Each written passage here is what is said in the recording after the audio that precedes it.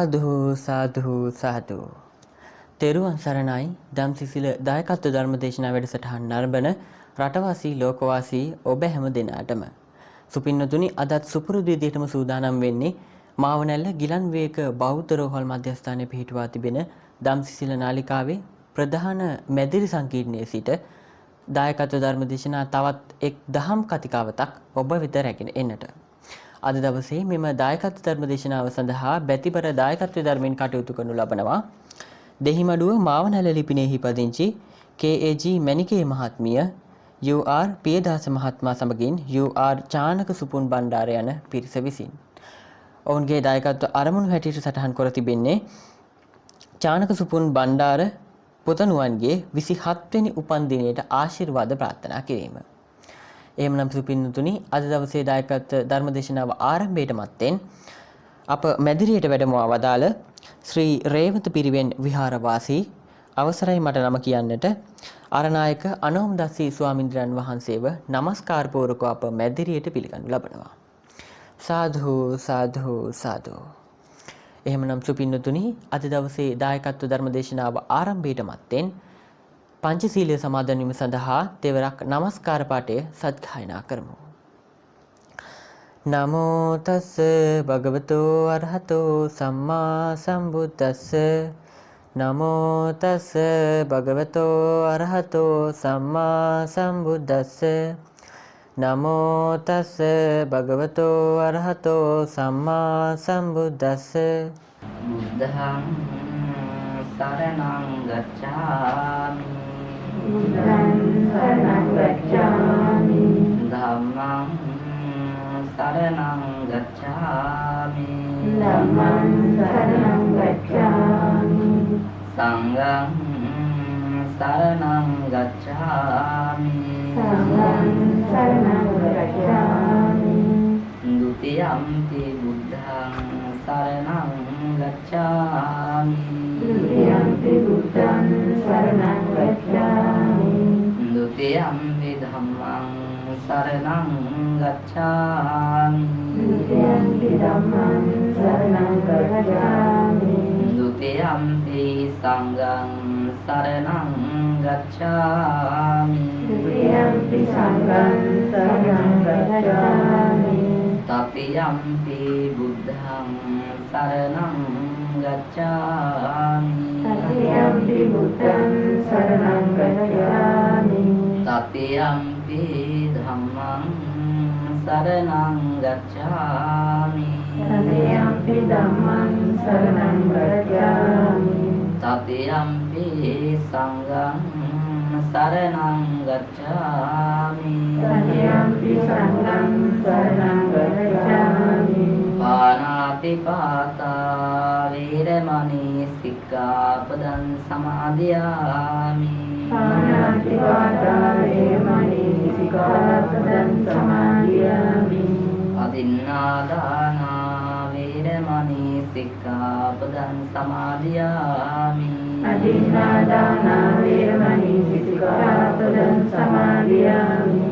කාමේසු මිච්ඡාචාරා වේරමණී සික්ඛාපදං සමාදියාමි.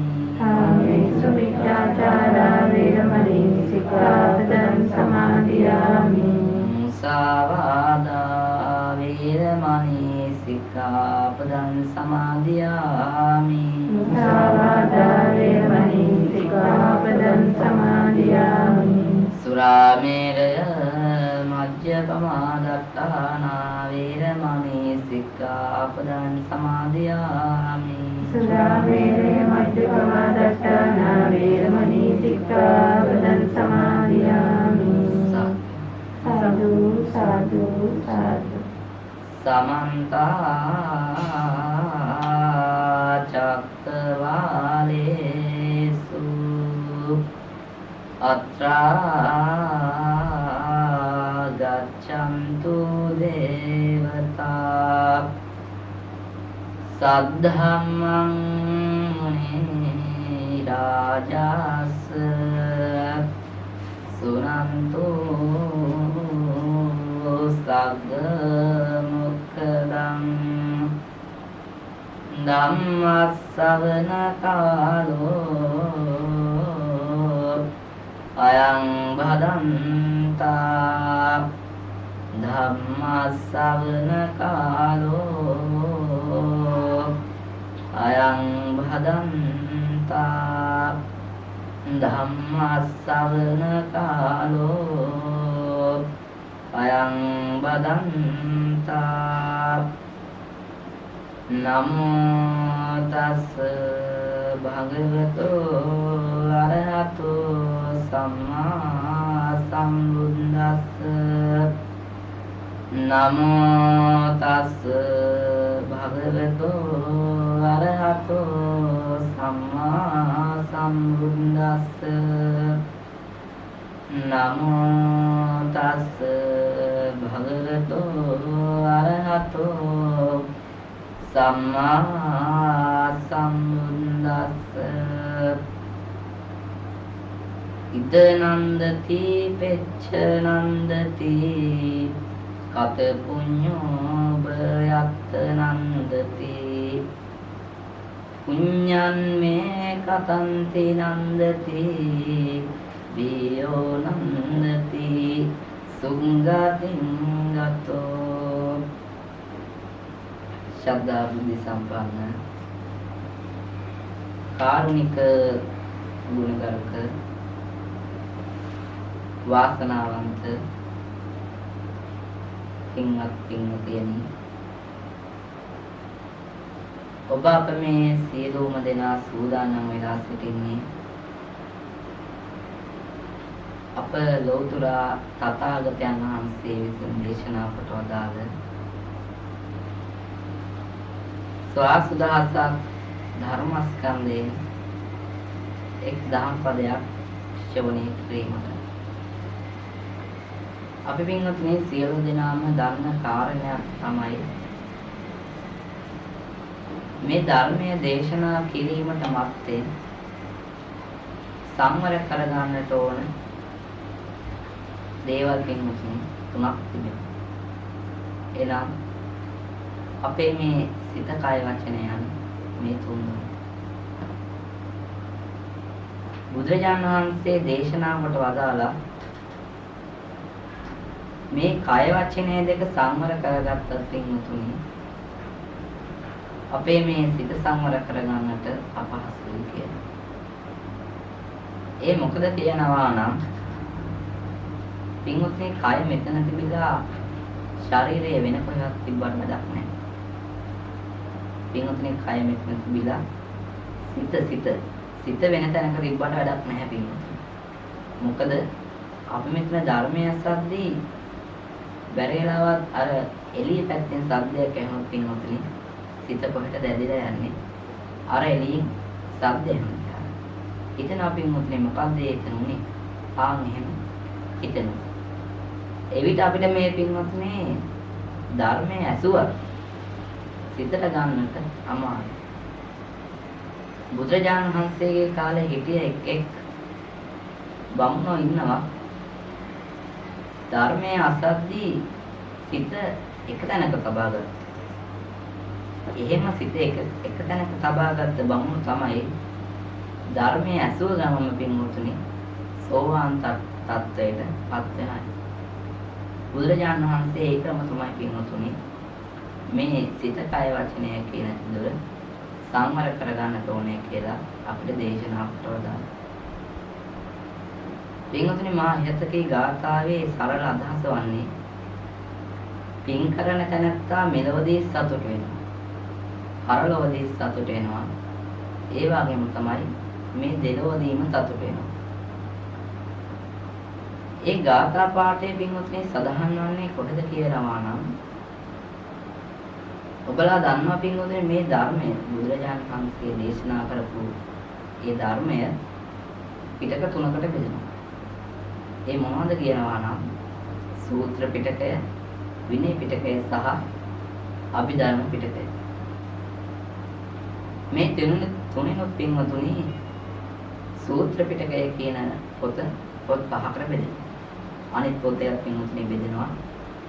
ඒත් මා හිතකේ ගාථා සඳහන් වන්නේ මේ සූත්‍ර පිටකයට අයත් ඒ පොත. ඒකට පින්වත්නි බෙදෙන පොත් පහ තමයි ඔබලා දන්නවා දීඝ නිකාය, මජ්ක්‍ධිම නිකාය, සංයුත්ත නිකාය, අංගුත්තර නිකාය සහ කුද්දක නිකාය. මේ පොත් පහක් පින්වත්නි පොත් පහෙන් කුද්දක නිකාය කියන පොත පොත් 15කට බෙදෙනවා. ඒ පොත් 15න් දෙවැනි පොත තමයි පින්වත්නි මේ ධම්මපදය කියන පොත. එයින් තමයි පින්වත්නි මම මේ ධර්ම දේශනාවට මේ ගාථා පාඨය යොදාගත්තා. එහි ගාථා 423ක් තිබෙනවා. ඒ වගේම තමයි පින්වත්නි වර්ග 26ක් සමන්විතයි. ඒ වර්ග 26න් පින්වත්නි දෙවනේ පළවෙනි වර්ගයේ වන යමක වර්ගයේ ගාථාවක් තමයි මා අද ධර්ම දේශනාවේ මාතෘකාව වශයෙන් තෝරාගත්තේ. පින්වත්නි ඒ ගාථාවට අනුව අද මා ධර්ම දේශනාවේ ප්‍රධාන මාතෘකාව වශයෙන් තෝරාගත්තේ බුදුරජාණන් වහන්සේගේ කාලේ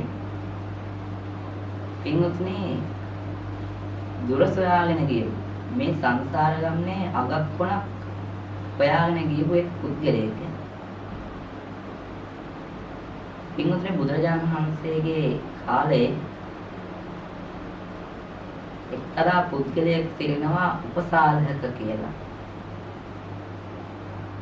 මේ උපසාලහක කියන බමුණාට ඉන්නවා එක්තරා පුත්‍රයෙක්. ඒ පුත්‍රයාත් එක්ක මේ පියාණන් පින්වත්නි ගමනක් යනවා. කොහෙටද යන්නේ? හිමාලයට යනවා. ඔබලා හිතන්නේ ඒ කොමකටද යන්නේ පින්වත්නි? පින්වත්නි යන්නේ Taman මිය පරලොව ගියාට පසු ආදාහනය කරන්න තැන හොයාගෙන. ආදාහනය කරනවා නම් පින්වත්නි ඕන තැනක ඒක කරන්න පුළුවන්. ඒත් අර පුද්ගලයා මොකද හිමාලයටම ගියේ? හොයාගෙන. ඒ මොකද පින්වත්නි? ඒ තම ආදාහනය කරන තැන වෙන කවුරුත් ආදාහනය කරලා ගින්න බෑ පින්වත්නි. ආන් ඒ කරුණ නිසා තමයි තමාගේ පුත්‍රයා සමග ඒ පියාණන් මේ ගමන යෑමට ආරම්භ කරන්නේ. මෙහෙම දැන් පින්වත්නි ඔවුන් දෙදෙනා දැන් ඇවිදගෙන යනවා මේ. යද්දි තියෙනවා එක් වෘක්ෂයක් නුග ගසක්. මේ ගස මුල පින්වත්නි කවුරුත් ආදාහනය කළා නෑ කියලා මේ උපසාහක කියන බමුණාට හිතෙනවා. එවිට ඒ බමුණා පින්වත්නි පුතාට කියනවා පුතුණවනි මාව මෙතන ආදාහනය කරන්න මෙතන කවුරුත් ආදාහන කළා නැතුව කියලා. එවිට එතෙන්ට වැඩම කරනවා පුතාවතයන් වහන්සේ. බුදුරජාණන් වහන්සේ දේශනා කරනවා උපසාලහක ඔබ උපසාලහක නමින් බව 14000ක්ම ඉපදිලා මේ ගස මුලම ආදාහනය කරලා කියන බව. ඉතින් පින්වත්නි දැන් මේ පින්වත්නිට තේරෙනවා ඇති මේ සංසාරය කොච්චර දිගද කියලා. දීර්ඝද කියලා. මේ දීර්ඝ සංසාරය කෙටි කර ගන්නට මොකද්ද මේ කරන්නට ඕන? පින් කරන්නට ඕන සහ කුසල් කරන්නට ඕන. ඒයින් තමයි පින්වත්නි අපිට මේ සංසාරය කෙටි කර ගන්න පුළුවන්. ඒක තමයි අපිට තියෙන පින්වත්නි මේ එකම මාර්ගය සංසාරය කෙටි කර ගන්නට කියන. නැත්නම් පින්වත්නි ඉපදෙච්ච දා ඉඳන් කව් වැඩ කළා කවදාවත් අපිට මේ සංසාරේ අපි නිවන් දක්න එක කෙටි කර ගන්න බෑ. තාත් මොකද්ද ටික ටික දුරට යන්නේ පින්වත්නි. පින්වත්නි මේ පින් වැඩ කුසල් වැඩ කරන්නට ඕනේ කියලා ලෝවැඩ සතරා කතුවරයා ඒක කවියකින් අදහස් කරනවා. ඉස්සගිනි ගත්තේකි ඒගිනි නිවන ලෙස කුසලට මදකුත් පමානොත් මිස මෙසසර අත්හැර නොයන මිදුක් රැස වෙසසින් නොවත් හරිනා උපදෙස. මෙහි අදහස් වන්නේ පින්වතුනි හිස ගිනි ගත්තේ ඒ ගින්න නිවන්න උත්සාහ කරනවා. ආන්ගේ නිවන්න උත්සාහ කරනවා මේ පින්වතුනි අපි පින සහ මේ කුසල් කියන දේවල් රැස් කරන්නට ඕන. පින්වතුනි බුදුරජාණන් වහන්සේ එකල හිටිය භික්ෂුන් වහන්සේ නමකට දේශනා කරනවා එක්තරා පුද්ගලයෙක් ගැන. ඔහු පින්වතුනි සත්‍යයේ ඒක දේශනා කරන්නේ මොකද? මිනිසුන් සත්වයෙකු මිනිසෙකුගේ ඉපදීම සහ කැස්බෑවේ ඒ වියසිදුරකින් අහස දිහා බලනවා. ඒ කතාව පින්වතුනි මොකක්ද කියනවා නම් බුදුරජාණන් වහන්සේ දවස එක්තරා පුද්ගලයෙක් ඉන්නවා. මේ පුද්ගලයා ගිහිල්ලා මහ මුහුද ගාවට එක්තරා වියගහක් පින්වතුනි විහි කරනවලු මුහුදට. ඒක පින්වතුනි එක තැනම තියනවාද? නැහැ පින්වතුනි. එය උතුරෙන් දකුණට යනවා, දකුණෙන් නැගෙනහිරට යනවා. මේ ආදී තියෙන දිශාවන් වලට ඒක යනවා පින්වතුනි. ගුලකට, රැල්වේ සැරට එහෙම පින්වතුනි මේක යනවා. බුදුරජාණන් වහන්සේ කියනවා මේ මහා මුහුදට ඒක දැම්මාට පස්සේ අවුරුදු 100කට එකවතාවක් පින්වතුනි මේ මහා මුහුදෙන් උඩට එනවලු එක ඇහැක් ඇති කන කැස්බෑවි. පින්වතුනි ඇවිල්ලා මොකද්ද කරන්නේ? අර තියෙන විය ගහෙන් පින්වතුනි ඒ උණ ගහෙන් අහස දිහා බලනවලු. ඉතින් පින්වතුනි මේක වෙන්න පුළුවන් දෙයක්ද? කවදාවත් පින්වතුනි මේක වෙන්න බෑ. පින්වතුනි මේකෙන් මොකද්ද බුදුරජාණන් වහන්සේ අදහස් කරන්නේ? තිරිසනෙකු වෙලා ඉපදිලා අපායට ගියා කියමුකෝ. පින්වතුනි එතකොට අපිට අහපව මේ මනුෂ්‍ය ආත්මයක් ගන්නට අමාරුයි පින්වතුනි. ඒකයි අර කන කැස් දෑව පින්වතුනි වියසිදුරෙන් අහස දිහා බලන එකයි තමයි සමාන කරන්නේ. ඊට පස්සේ පින්වතුනි බුදුරජාණන් වහන්සේ කියනවා අර තිරිසනෙක් වෙලා ඒ අපායින් පුද්ගලයා මිනිස්සෙකු වෙලා ඉපදෙන එකට වඩා අර කන කැස් බව ඇවිල්ලා අර උණ ගහෙන් පින්වතුනි අහස දිහා බලන එක ඉක්මන් කියලා කියනවා. මෙතන පින්වතුනි මොකද අර තිරිසන සතෙක් තමයි පින්වතුනි අපායට ගිහින් තියෙන්නේ. මොකද පින්වතුනි මේ ලෝකේ මිනිස්සුයෙක් වෙන්න පින්වතුනි බුදුරජාණන් වහන්සේ ඒක සමාන කරනවා. ඒ පින්වතුනි ඒ සත්‍යයත් මේ භවයේ පින් කරලා තියෙනවා ඇති. පව් කරලා තියෙනවා ඇති. ඒ පව් කරපු ටික පින්වතුනි අපායේ කරලා ඒ දුක් විඳවලා ඒ පිනින් තමයි පින්වතුනි නැවතත් මනුෂ්‍යාත්මය ලබා ගන්න. ආන් ඒක තමයි පින්වතුනි බුදුරජාණන් වහන්සේ සමාන කරන්නේ. ඉතින් අපිත් පින්වතුනි ගියාත්මික සත්‍යයක් වෙලා ඉපදෙන්නට ඇති. මිනිස්සෙක් වෙලා ඉපදෙන්නටත් ඇති. එහෙත් අපි දන්නවා පින්වතුනි අපි ගියාත්මේ පින් කරපු නිසා තමයි මේ ආත්මේ මෙහෙම පින්වතුනි අපි ඉපදිලා ඉන්නේ. මනුෂ්‍ය ආත්මය ලබාගෙන ඉන්නේ. ඒක පින්වතුනි උදාකාරවම දන්නවා. දැන් පින්වතුනි අපි මෙහෙම දැන් මිනිස්සෙක් වෙලා මේ ආත්මේ ඉපදිලා ඉන්නවා. නිකන් ඉඳලා හරියනවද පින්වතුනි? නැහැ. පින්වතුනි අපි හිතන්නට ඕනේ අපි ලබන ආත්මේ මනුෂ්‍ය ආත්මයක උපදින්නට ඕනේ.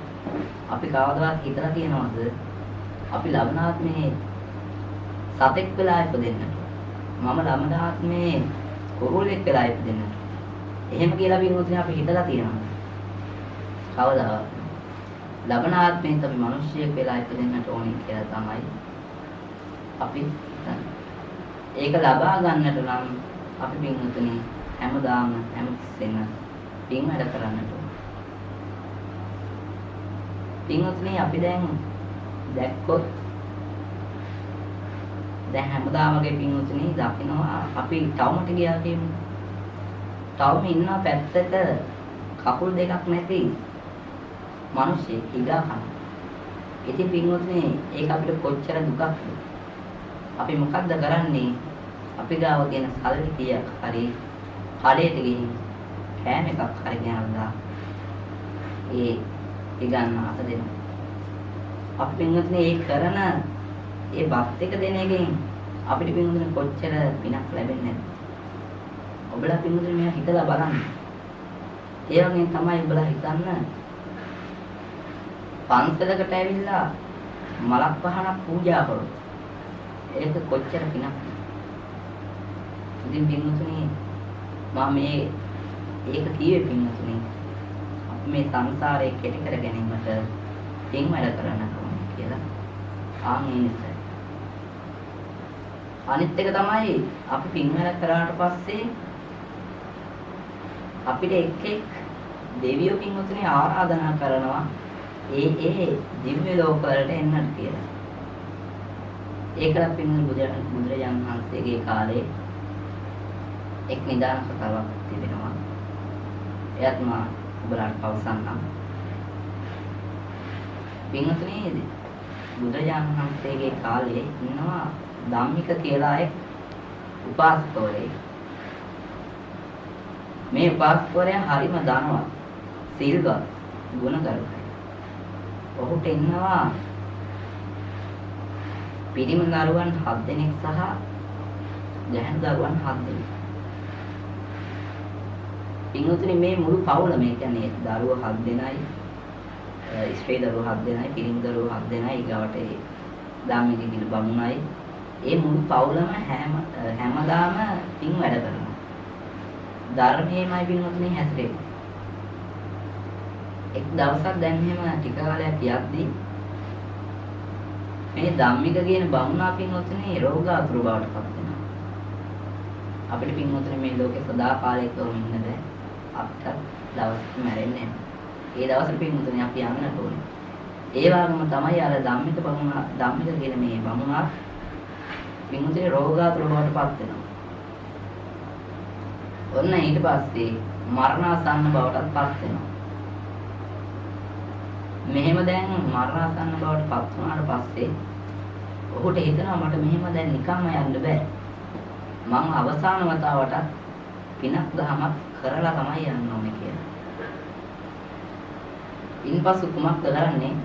අර තමන්ගේ පුතුණුවන්ට ඒ පුතාලාට දුවලාට සියලු දෙනාම කියනවා ඔබලා ගිහිල්ලා භික්ෂුන් වහන්සේලා කිහිප නමක් වැඩම කරගෙන ඉන්න කියලා කියනවා. මොකටද බින්තුනි? භික්ෂුන් වහන්සේලාට කියලා ධර්මයේ දේශනා කරව ගන්න. දැන් භික්ෂුන් වහන්සේලා 8 නමක් වැඩම කරනවා. බුදුරජාණන් වහන්සේගේ කාලේ බින්තුනි බුද්ධ නියාමයට අනුව භික්ෂුන් වහන්සේලා 8 නමයි ධර්මයේ දේශනා කිරීමට ඒක සෙත් පිළිත් ඒ ආදී දේවල් වලට බින්තුනි ගමන් කරනවා. දැන් භික්ෂුන් වහන්සේලා 8 නමක් වැඩම කරා. දැන් ධම්මික කියන උපාසකවරයා බින්තුනි ඇදේ නිදියගෙන ඉන්නේ. මොකද මරණාසන්න මොහොතේ ඇදේ දැන් නිදියගෙන ඉන්නේ. භික්ෂුන් වහන්සේලා 8 නම ඒ ධම්මික කියන උපාසකවරයාගේ ඇද වටේට ඉන්නවා. 4 පැත්තෙන් භික්ෂුන් වහන්සේලා 8 නම ඉන්නවා. ඉතින් දැන් ධම්මික උපාසකවරයා ධර්මයේ දේශනා කරන්න කියලා භික්ෂුන් වහන්සේලාට පවසනවා. භික්ෂුන් වහන්සේ බින්දුනේ කුමක් දහන්නේ? ධම්මික බමුණ ඔබට ධර්මයේ දේශනා කිරීම සඳහා අවශ්‍ය සූත්‍ර දේශනා මොකක්ද කියලා. කියනවා පින්වත්නි සතිපට්ඨාන සූත්‍රය. ඔබලා දන්නවා පින්වත්නි සතිපට්ඨාන සූත්‍රය මොනවද? අන්තර්ගත වෙලා තිබෙන්නේ. ඒ ධර්මයේ දැන් දේශනා කරලා දැන් මෙහෙම සිටින භික්ෂුන් වහන්සේලා. දැන් මේ ධම්මික උපාසකවරයා පින්වත්නි කොච්චර සිල්වත්ද ගුණවත්ද කියනවා නම් ඉහළ දෙව්ලෝකවල දිව්‍ය ලෝක 6ම පින්වතුනි දෙවියෝ 6 දෙනෙක් සහ රත 6ක් සූදානම් කරගෙන ඒ ධම්මික කියන බමුණාගේ නිවසට එනවා. ඇවිල්ලා දැන් පැත්තක ඉඳලා දැන් වික්ෂුන් වහන්සේලා පින්වත්නි ධර්මයේ දේශනා කරනවා. එහෙත් අර දෙවියෝ ඇවිල්ලා කියනවා ඔබ අපේ දෙවියෝ ලෝකෙට එන්න. ඔබ අපේ දෙව්ලොවට එන්න. ඔබ අපිත් එක්ක එන්න යන්න කියලා. ඕන් දැන් කොහොම මේ දෙවියෝ කියනවා. දැන් ඒක ඔන්න ධම්මික උපාසකවරයාට පින්වත්නි කරදරයක් වුණා. මොකද වික්ෂුන් වහන්සේලා අතන ධර්මයේ දේශනා කරනවා. දෙවියෝ ඇවිල්ලා අතන කෑ ගහනවා. පින්වත්නි ඊට පස්සේ මේ ධම්මික උපාසකවරයා කියනවා මදක් රැඳී සිටින්න. මදක් රැඳී සිටින්න කියලා. දැන් වික්ෂුන් වහන්සේලා පින්වත්නි දෙවියෝ පේන්නේ නැහැ. අර ඔවුන්ගේ පුතාලට පේන්නේ. ඉතින් වික්ෂුන් වහන්සේලා හිතනවා මේ ධම්මික උපාසකවරයා මදක් රැඳී සිටින්න කිව්වේ අපිට. ඒ නිසා අපි යනවා කියලා වික්ෂුන් වහන්සේලා වුණ හබව ගියා. තමන්ගේ ආරාමෙට. දැන් ඔහම ධම්මික උපාසකවරයා දැන් පිස්සු කියනවා කියලා තමන්ගේ දූදරුවන් හිතනවා. මොකද පින්වත්නි දූදරුවන් පේන්නේ නැහැ නේද දෙවියෝ. ඒ නිසා දැන් මේ පුත්‍රයෝට සහ ඒ දුවලා සියලු දෙනාම දැන් හඩා වැළපෙනවා. හඩනවා. පින්වත්නි ඊට පස්සේ ඒ අඩන සද්දය ඇහෙනවා අර ධම්මික උපාසකවරයාට. බලනවා පින්වත්නි අඩන ඒ පැත්තේ. එහෙත් පින්වත්නි කුමක් දහන්නේ? ඔබලා හඩන්නේ කුමක් හේද නොවේ. කොහොමද සිටි වික්ෂුන් වහන්සේලා කියලා. එවිට ඒ පුත්‍රයා කියනවා ඇයි පියාණෙනි ඔබමනේ වික්ෂුන් වහන්සේලාට මදක් රැඳී සිටින්න කිව්වේ. ඒ නිසාම වික්ෂුන් වහන්සේලා නැවත ආරාමයට ගියා කියලා කියනවා. ඊට පස්සේ මේ ධම්මික උපාසකවරයා භික්ෂුන් වහන්සේලාට කියනවා භික්ෂුන් වහන්සේලාට නොවේ පින්වත්නි ධම්මික උපාසකවරයා තමන්ගේ ඒ පුතාලාට කියන්නේ තුමක්ද මා එසේ කිව්වේ භික්ෂුන් වහන්සේලාට නොවේ අර දෙවියන්ට කියනවා. දැන් දෙවියෝ කියන්නේ නැහැ පින්වත්නි අර දරුවන්ට. අපිට පේන්නේ නැහැ පියාණනි ඔය දෙවියෝ කියන. ඊට පස්සේ පියාණන් කියනවා පුතුණුවනි ඔබ ගොසින් මාලයක් ගේන්න කියනවා මල් මාලයක්. දැන් මේ පුතුණුවන් ගිහිල්ලා දැන් ගේනවා පින්වතුනි මේ මල් මාලය. ඊට පස්සේ මේ පුතාලාගෙන් සහ ඒ තමන්ගේ සියලු දෙනාගෙන් අහනවා ඔබලා කැමති මොන දිව්‍ය ලෝකයකද කියලා. කියනවා අපි ආස තවතිසා දිව්‍ය ලෝකෙට කියලා. ඊට පස්සේ අර ගෙනාව මාලය ධම්මික උපාසකවරයා අතට අරගෙන උඩට විසික් කරන ගමන්ම සිහි කරනවා මේක ගිහිල්ලා තවතිසා දිව්‍ය ලෝකෙන් ආපු රතයට වැටෙන්න කියලා. ඒත් එක්කම පින්වතුනි ඒක වැටුණ ගමන් මාලය නැති වෙනවා. අර පුත්‍රයෝ සහ අනුග සියලු දෙනාටම ඒ දෙවියන් සහ ඒ රතේ පේනවා.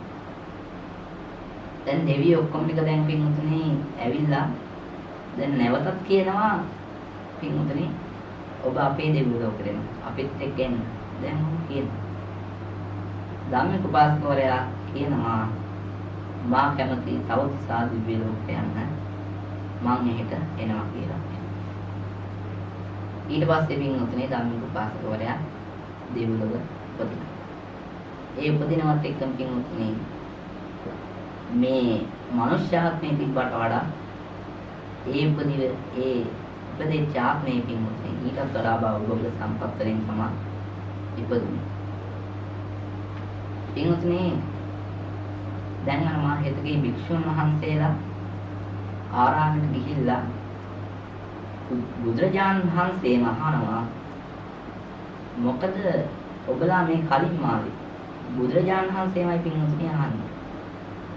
භික්ෂුන් වහන්සේලා කියනවා බුදුරජාණන් වහන්සේ අර ධම්මික කියන උපාසකවරයා අපිට මදක් රැඳී සිටින්න කීවා.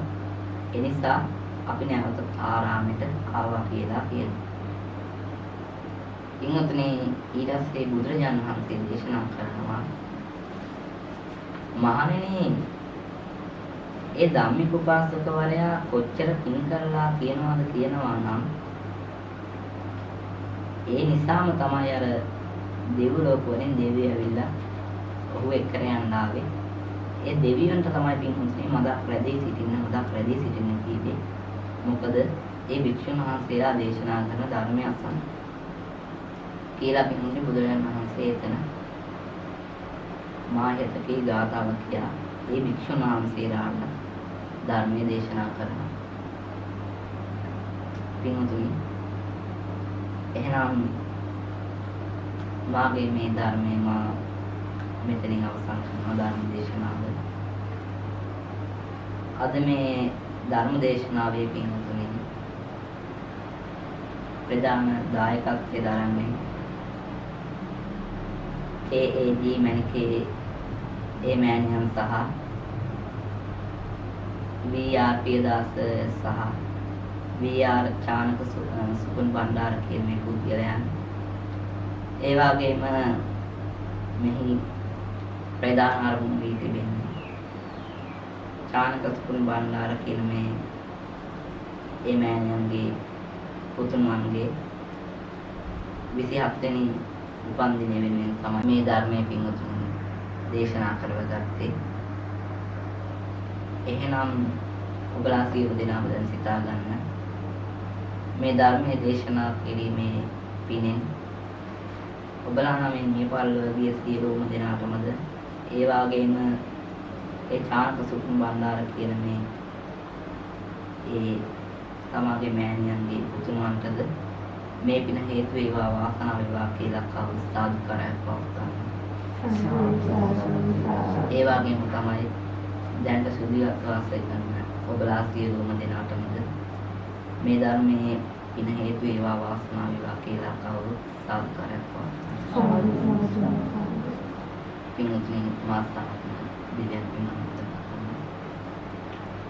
ආකාසට්ඨා චුම්මත්තා දේවානාගා මහින්దికා පුඤ්ඤන්තං අනුමෝදිत्वा තිරං රක්ඛන්තු ලෝක සාසනං ආකාසට්ඨා චුම්මත්තා දේවානාගා මහින්దికා පුඤ්ඤන්තං අනුමෝදිत्वा තිරං රක්ඛන්තු දේශනං ආකාසට්ඨා චුම්මත්තා දේවානාගා මහින්దికා පුඤ්ඤන්තං අනුමෝදිत्वा චිරං රක්ඛන්තු මම් පරන්ති.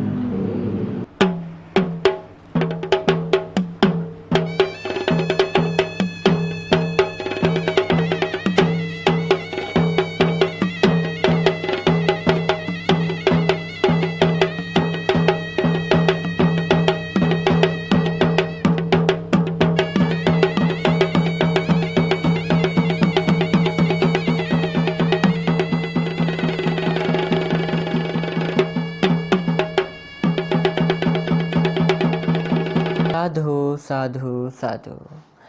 එහෙමනම් හිතවතුනි අද දවසේ දායකත්ව ධර්මදේශනාව අවසන් කිරීමට මත්තෙන් මතක් කරනම් අද දවසේ අප මැදිරියට වැඩමවා වදාළ ශ්‍රී රේවත පිරිවෙන් විහාර වාසී අරනායක අනෝමදස්ස අපේ ස්වාමීන් වහන්සේට නිදුක් නිරෝගී චිරජීවනය ප්‍රාර්ථනා කරනවා. ඒ වගේම අද දවසේ දායකත්වයේ දැක්වූ දෙහිමඩුව මාවනල්ල ලිපිණයෙහි පදිංචි KAG මැනිගේ මහත්මිය UR පියදාස මහත්මයා සමගින් UR චානක සුපුන් බණ්ඩාර යන ඒ පිරිසට ඔවුන්ගේ දායකත්ව අරමුණු සඵල වේවා. රට වෙනුවෙන් දීපිදු වීරෝදාර රණවිරුවන්ටත් රට ජාතිය වෙනුවෙන් අපරිමිත කැපවුණු දේවානම්පියතිස්ස මහරජතුමාණන් ඇතුළු අභීත හෙළ රජදරුවන්ටත් මේ පින් අයිති වේවා. තවත් දායකත්ව ධර්මදේශනාවකින් හමු වන බලාපොරොත්තුවෙන් අදට අප ඔබගෙන් සමගන්නවා. ඔබ සැමට තෙරුවන් සරණයි. සමාජ මාධ්‍යයේ කලන මිතුරා දම්සිසිල දායකත්ව ධර්මදේශනා සඳහා ඔබට දායක විය හැකියි. රටවාසී ලෝකවාසී සදැහැති ඔබත් ඔබේ දායකත්ව ධර්මදේශනාව වෙන් කරවා ගන්න. විමසීම් 0.7 28 60 351 0.76 72 0.7 573 0.35 31 28 342 අපගේ දම්සිසිල YouTube නාලිකාව අදම සබ්ස්ක්‍රයිබ් කරන්න. පින්වත් ඔබට තෙරුවන් සරණයි.